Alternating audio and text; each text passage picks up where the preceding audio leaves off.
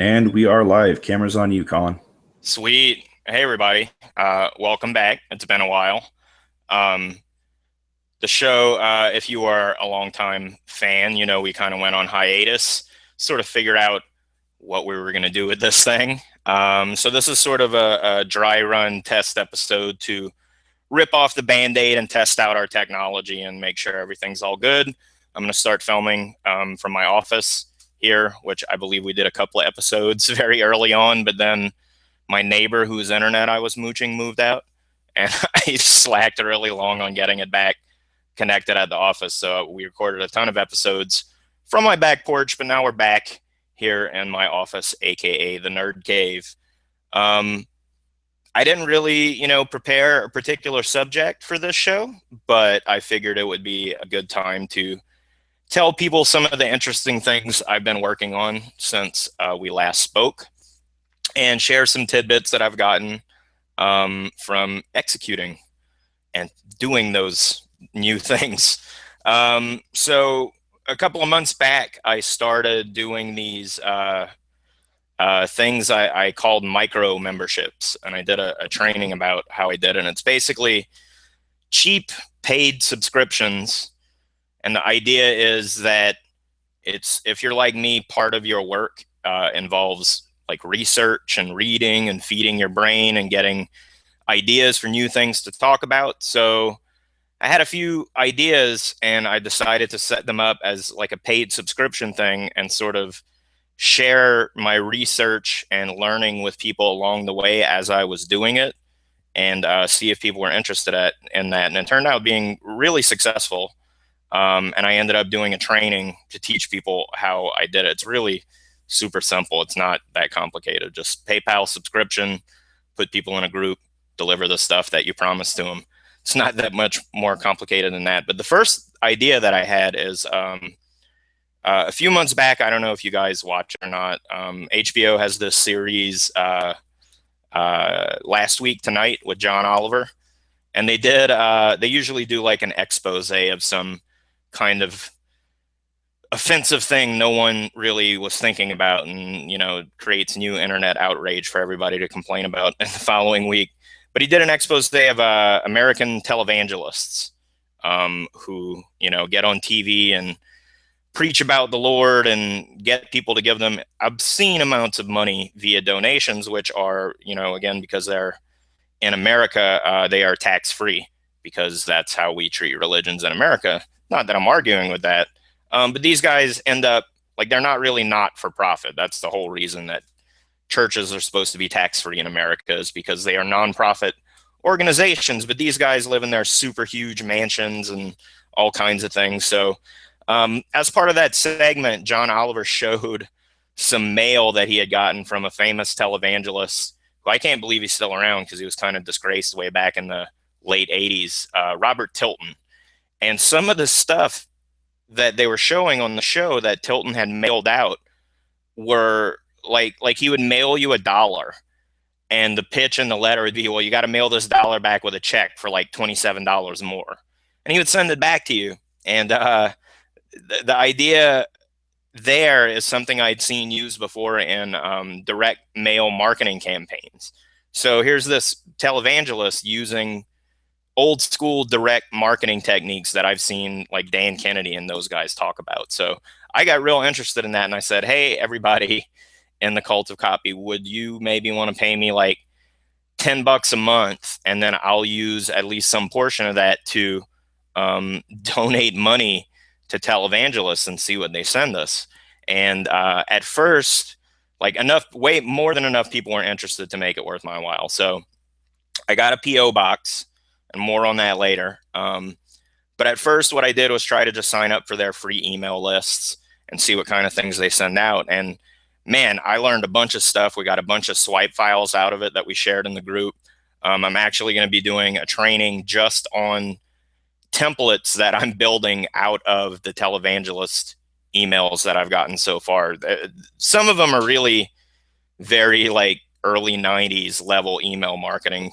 And, you got to consider a lot of these people, some of their audience is entirely made up of like grandmas and shut-ins and things. But some of these people with these mega churches are very sophisticated, doing very interesting marketing things.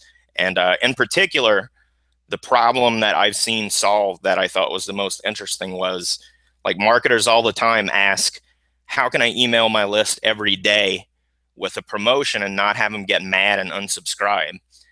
And multiple televangelists are following an almost identical email model.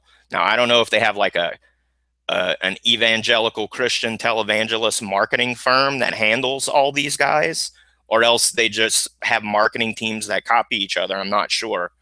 But three of them do something almost identical, where it's a daily email with a subtle promotion attached to it every day for a month, and then they rotate out a new promotion each month. And then the landing page for it immediately has an upsell to the pitch that they gave you in the email. And it's really some interesting and sharp stuff. But anyway, last week, out of all the lists that I got on, only one, I almost said marketer, only one televangelist actually has sent me physical mail, like as a loss leader, without me giving them any money yet. Because I haven't given them any money. I'm going to, but I wanted to see what kind of promotional stuff you get when you're not on a quote unquote money list. So anyway, I'm going to show you some things on the screen, not in detail, but I shared it in the Televangelist marketing group. Peter Popoff, who is famous, I guess, for back in the day, he got busted by the amazing Randy, who is a magician who busts phony psychics and things. And at the time, Popoff was claiming to have like the power of prophecy. And Randy and his cohorts basically caught them using a radio signal where Popoff's wife would be greeting people who came into the auditorium and, pumping them for information, which she would then broadcast to an earpiece in Peter's ear while he was on stage. At least I'm pretty sure that's the guy. But he sent me an envelope, and I'm going to show you some of the stuff that came in it.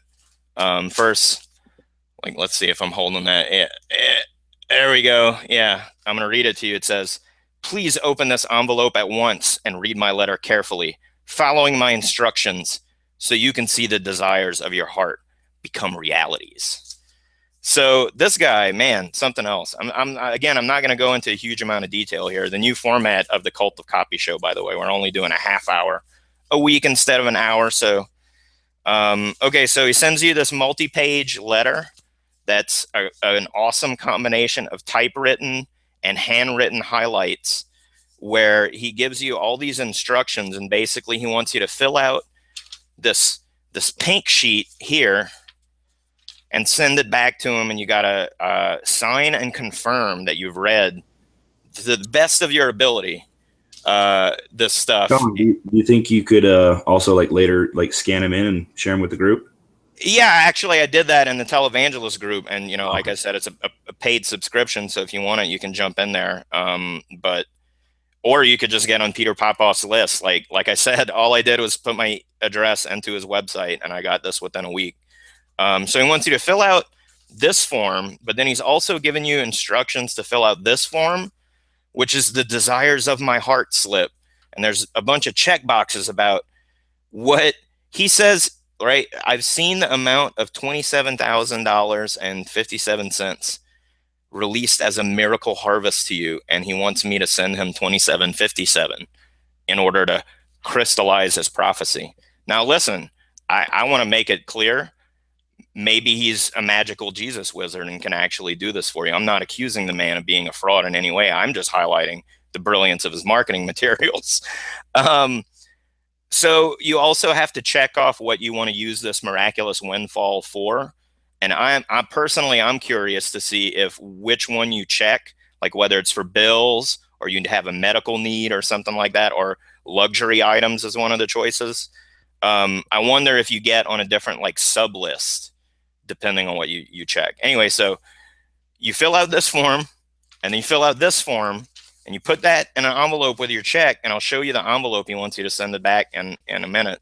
But also he sent me this Peter Popoff supernatural prosperity anointing. It's water in a tube, And according to this, I'm supposed to drink it after I like read his letter and like speak his magical prayers out loud. Now, again, I'm not saying it doesn't work, but I'm not gonna drink a tube of liquid a stranger mailed me, no matter how awesome his superpowers are. But I thought, like, when I got the envelope, I could feel this in there, and I'm like, that is squishy in a weird way.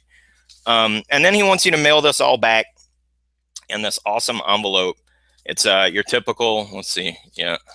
Sorry, I got to look off screen at my monitor there. There you go. It's just pink envelope, typical business reply mail. And if you don't know, the way business reply mail works, it's prepaid when you send it back. So there's like a little barcode on here, and his company has an account with the post office. And every time one of these gets scanned with no stamp, his account gets deducted, right? So he's willing to pay for you to mail this back to him. But what he says, I've never seen this on a business reply mail envelope because it always says postage prepaid, right? If you have a stamp, please use it on this envelope to save the work of God money. If you don't have a stamp, I will pay the postage for you. So he's actually inviting you to put a stamp on the mail for you to pay to send him your check. I thought that's amazing. So anyway, I've been having fun with that. And like I said, a bunch of people got together and we have like a subscription fund where I'm actually going to start donating these guys money so I can get to see what they send people who give them money. Here's the phone. I bought one of these like prepaid pay-as-you-go Walmart cell phones so that I can call their hotline and have like a prepaid Visa. I'm going to use that to give donations because I don't want to mail them a check. And I don't want them to have my real address. So that's a fun project that I've been working on.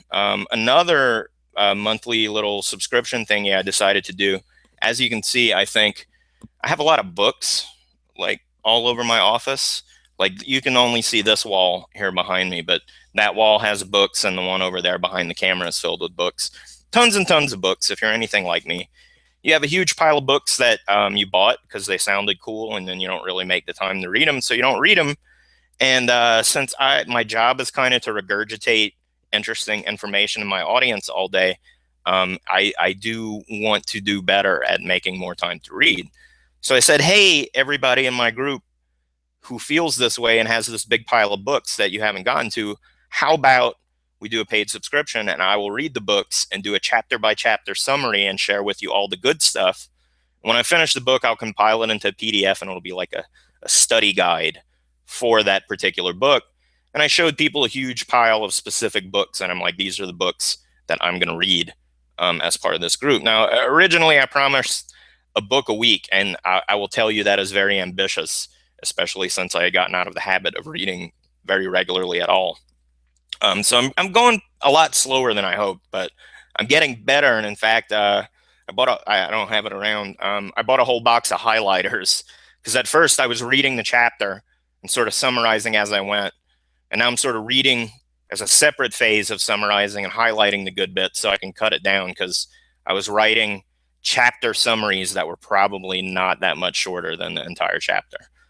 So now hopefully I'm doing better, but I wanted to tell you about a few of the books that I'm currently reading. I decided to read more than one at a time because I get bored easy. So a few of these books that I'm reading right now for that group, the book club. This one is called I as an Other by James Geary. And the subtitle is The Secret Life of Metaphor and How It Shapes the Way We See the World. So this one is really good, and I'm barely halfway through it. And being a word nerd and being a writer for a living, I love this kind of thing. But really, he makes the argument that metaphors are not just like a poetic language thing that we find enjoyable, that they're actually key to the way that we learn down to a deep biological level. And he's got all kind of studies that have been cited and lots of examples and really neat anecdotes, and really reveals to you how many times a day that you use metaphors. I think it says something like 6 times a minute when you're talking, you're using some form of metaphor or other. Our language is like saturated with them. Anyway, one really cool thing from this book that I wanted to share with you is I learned the difference between an agent metaphor and an object metaphor. So I think it was financial writers that came up with this distinction, and they found, first let me tell you what they are. An agent metaphor is a metaphor when you compare something to something that has like a will or a conscience or like a force that's actively working towards some end. So in the financial example they gave, like stocks rebounded and continued to climb, right? Like something can't climb if it doesn't have its own sense of agency, its own will. And an object metaphor is when you compare something to something that's just a dumb object subject to the forces of nature and frequently, can't be stopped, right? So like the market plummeted, or, this stock fell off the deep end, it's in a nosedive. Those metaphors, when you have an object metaphor, it tends to influence people's behavior in a way where they begin to bet against it because it feels like there's nothing you can do because it's just a falling object, or a sitting stone. It has no agency. So people kind of bet that it's going to sort of continue in that manner that it's operating because nothing's at the wheel. So that influences people. But when the market is going up and they use agent metaphors, people tend to overestimate that these upward trends are going to continue because they mistakenly attribute some willful force making it happen. So as a persuasive writer, I found that distinction very interesting because it's not one I had ever thought of. But now when I'm trying to think of metaphors to explain things to people, I can use that distinction consciously, that if I want people to feel like something's going to happen on its own, like people are working on it, things are going to continue through hard work and effort on someone else's part, I'll use an agent metaphor. If something, I want people to believe it's just an inevitable outcome, it's bound to happen, nothing can be done, then I would use an object metaphor. So that's a cool thing from that book. Obviously, that's only one little bit from one chapter. Another book I'm reading, this one is called You Are the Message, Getting What You Want by Being Who You Are by Roger Ailes. And what interested me about this book is this edition, let's see, this is 1988, this book came out.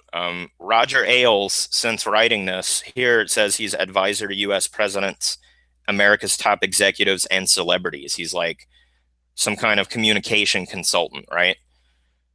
Well, some decades after writing this book, he went on to found Fox News, and he's still the president and CEO, I believe, of Fox News Corporation.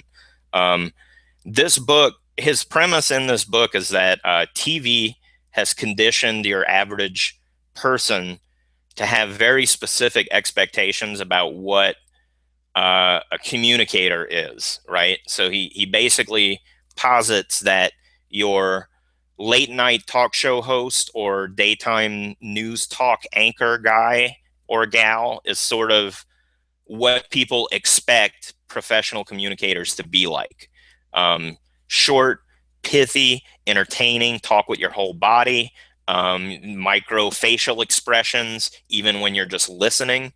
And the book is basically a bunch of tips that he would give to like his clients and little anecdotes, lots of different things. It's a very fast read. It's a bit repetitive, but being that it's Roger Ailes with John Crouchar, I don't know how to say it. Anyway, that dude's the dude who actually wrote the book. Roger Ailes just told him these stories and he wrote them down, basically, is how that worked. But there's some good stuff in here. And the main takeaway that I've had so far is Roger keeps talking about what he calls the composite self, right? So when you are communicating with an audience, because people are conditioned on TV to see and hear and absorb everything that you're doing, you have this composite self, that it's not just the message that you're trying to convey, it's the way that you say it, it's the emotion you convey it with. That emotion is either validated or contradicted by your facial expressions, by your body language, the way you're sitting, the way you're moving. And And not only that, the appearance and the context that you're showing people visually influence the way they consume that message you're trying to give them and whether they believe it or not. So that's a fun book. I'm enjoying that one.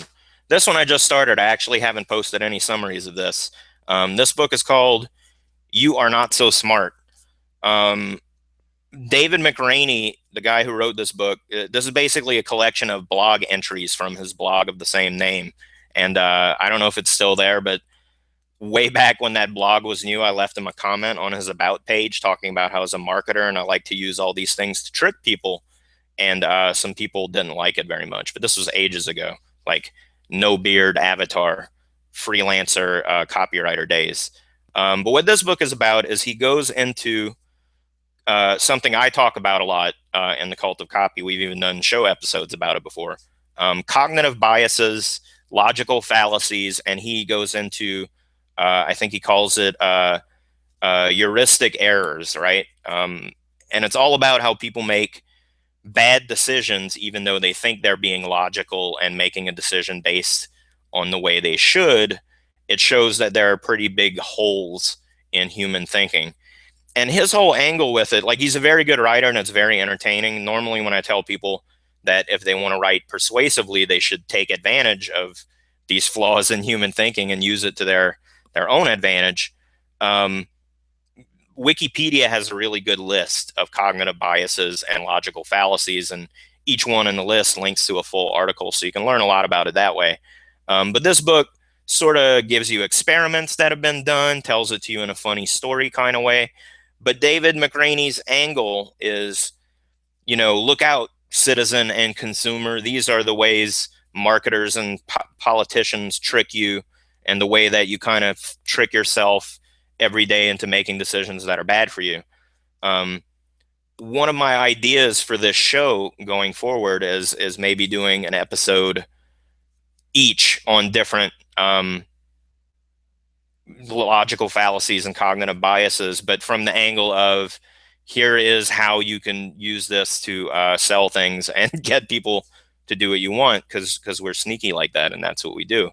But anyway, this is a fun book. I don't really know how well I can summarize it, though, because it's basically, okay, well, he's talking about this bias. Here's what it is.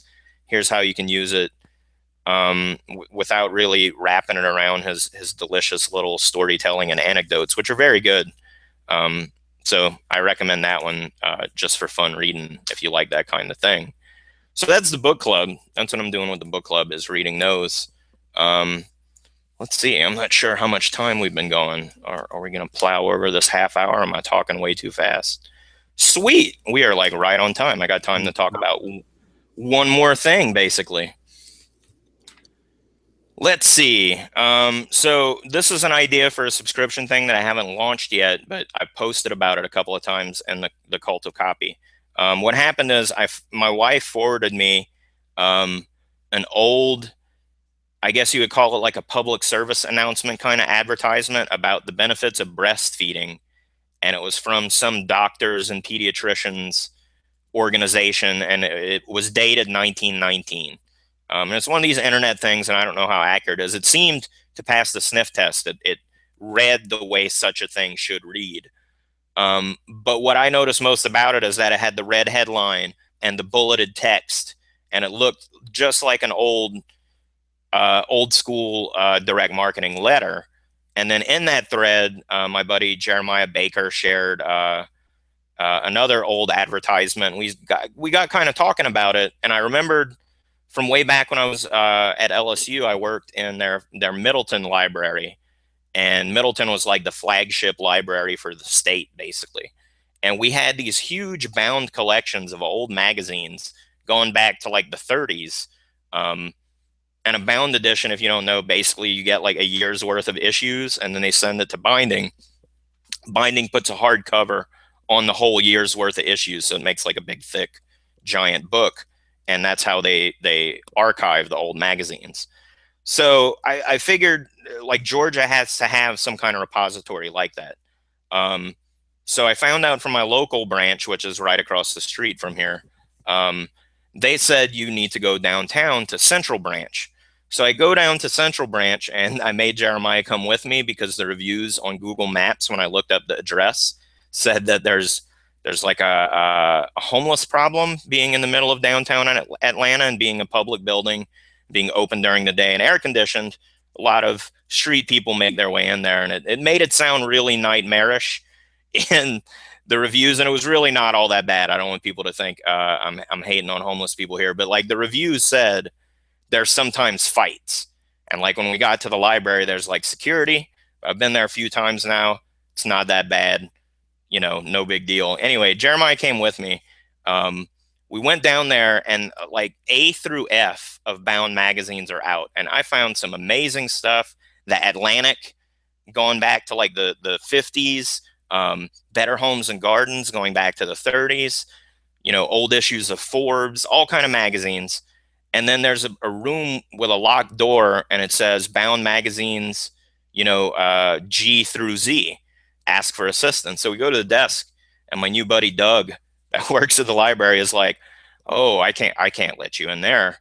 I'm like, "What do you mean, Doug?" And he says, "Well, it's compact shelving. If you don't know what compact shelving is, it's like basically it's shelves on a track that you can turn a crank. Usually it's a hand crank, and it moves the shelves together like an accordion so that there's only like one or two aisles open to where you need to get in between the shelves. And it's meant to save space because you don't have an open aisle that you don't need. All the shelves compact together face to face." And he's like, "Well, they're all in compact shelving in that room, but it's electronic based compact shelving with no manual hand crank. And the last time the building was renovated, like 6 years ago, they broke the machine. So more than 3/4 of the entire state of Georgia's magazine periodicals collection is trapped in a machine from 1980, stuck together with these giant bookshelves. And Doug said you can manually kind of push them apart, but since there's no brakes, you always run the risk of the shelves rolling back together and smashing you to death. So we're going to work around that as best we can. But anyway, a treasure trove of awesome old vintage ads. So I'm going to start a new subscription for that where I make a field trip every week and go downtown to the library and photograph old ads that are of interest from these magazines. Because as you know, copywriters and advertisers like to build up a big swipe file for ideas. And this era, I would say from the 30s all the way through maybe even into part of the 70s, I would say is like the golden age of advertising, where you have all these beautiful hand painted art pieces, and every ad, even the most minor classified ad, has like a gem of copywriting because, people just, it was an enlightened age back then, I guess.